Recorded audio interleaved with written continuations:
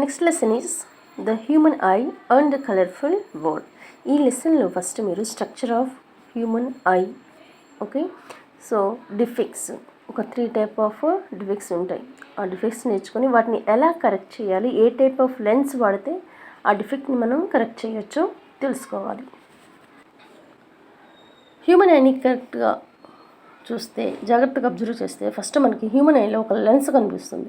ఆ లెన్స్కు అటువైపు ఇటువైపున సిలేరియా మజిల్స్ ఉంటాయి. ఆ మజిల్స్ మిడిల్లో ప్యూపిల్ ఉంటుంది. ఆ ప్యూపిల్ ద్వారా లైట్ అనేది ట్రావెల్ అవుతుంది, ఓకే. సో సన్లైట్ ఏదైనా సరే ఒక ఆబ్జెక్ట్ మీద పడినప్పుడు ఆ ఆబ్జెక్ట్ నుంచి లైట్ రిఫ్లెక్ట్ అయ్యి మన ఐ మీద పడుతుంది. ఐ మీద పడ్డప్పుడు లెన్స్ ద్వారా లైట్ ట్రావెల్ అయ్యి ఇమేజ్ అనేది, ఏదైతే ఆబ్జెక్ట్ని చూస్తున్నామో ఆ ఇమేజ్ అనేది రెటీనా పైన ఫామ్ అవ్వాలి. అప్పుడే మనకు ఆ ఆబ్జెక్ట్ కనిపిస్తుంది, ఓకే.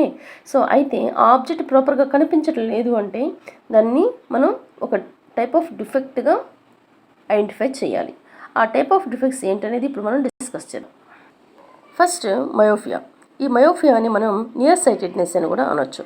అంటే ఏంటంటే ఈ మయోఫియా డిసీజ్ ఉన్నటువంటి పర్సన్ అయితే ఈ can see nearby objects clearly but cannot see distant objects.